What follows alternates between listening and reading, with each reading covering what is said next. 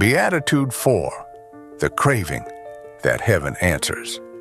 It was more than poetry, more than a proverb. When Jesus stood on that Galilean hillside and declared, "Blessed are those who hunger and thirst for righteousness, for they shall be satisfied," he wasn't speaking to scholars. He was speaking to the starving, to the spiritually parched. He invoked the most primal cravings known to man, hunger and thirst, not as metaphors, but as mirrors. Think about it. When you're truly hungry, everything else fades. When thirst grips your throat, it silences all other needs. Jesus is saying that is how we should long for righteousness, not as a side dish, not as a weekend craving, but as the soul's survival instinct.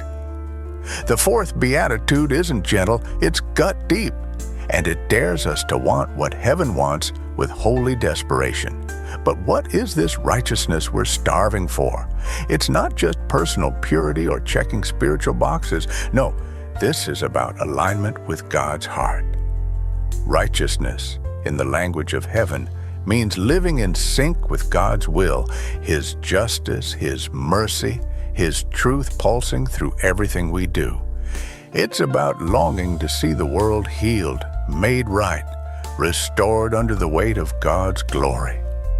Isaiah once cried out, "Listen to me, you who pursue righteousness, you who seek the Lord." Isaiah 51:1. That's the pulse of this beatitude, pursuit, not passive belief. It's an ache that sees injustice in the streets, corruption in systems, sin in our own hearts, and refuses to accept it. It's the ache that wakes you up at night, the holy discontent that whispers, "This isn't how it's supposed to be."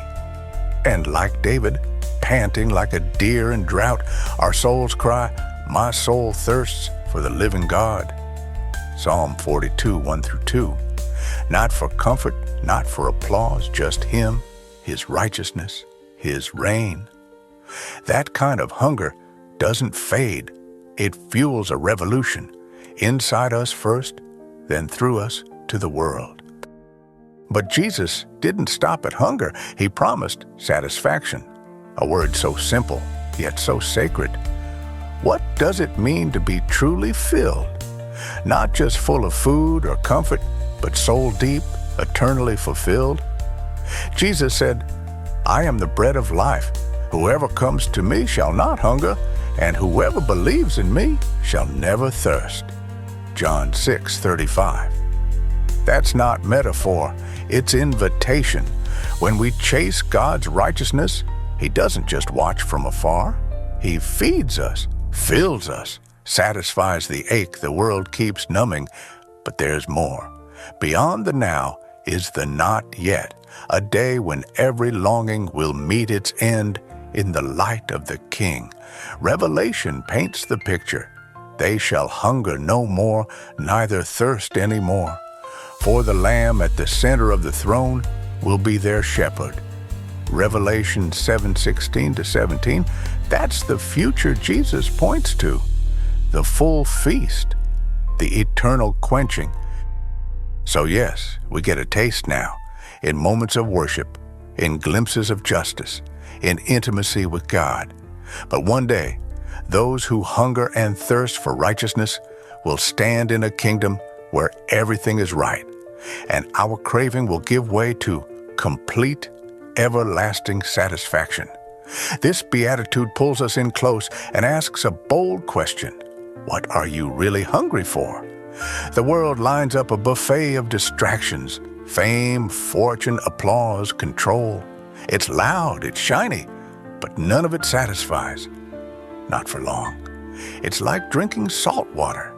Looks refreshing, but leaves you thirstier than before. Jesus, on that hillside, wasn't offering a feel-good moment. He was calling for a heart realignment. He says, "Crave what heaven craves. Thirst for what breaks God's heart. Hunger not for your own rise, but for my righteousness to flood the earth like living water." To hunger and thirst for righteousness is to say, Not my will, but yours. It's a life aimed at justice, at mercy, at others flourishing in the light of God's kingdom. It's where your appetite becomes holy, and heaven says, "Blessed are you. Your hunger is not in vain." Thank you for walking through this Beatitude with me today, and don't stop now. There's more depth, more fire, and more of Jesus ahead. In the next episode of Bible Legacy Unfolded, we'll step into the 5th Beatitude, "Blessed are the merciful," and discover why mercy is not weakness, but a kingdom weapon that restores what's broken. If this episode stirred you, taught you, or pulled you closer to Jesus, hit like, subscribe, and share it with someone who needs the word today. Until next time, stay hungry for God and keep walking the legacy.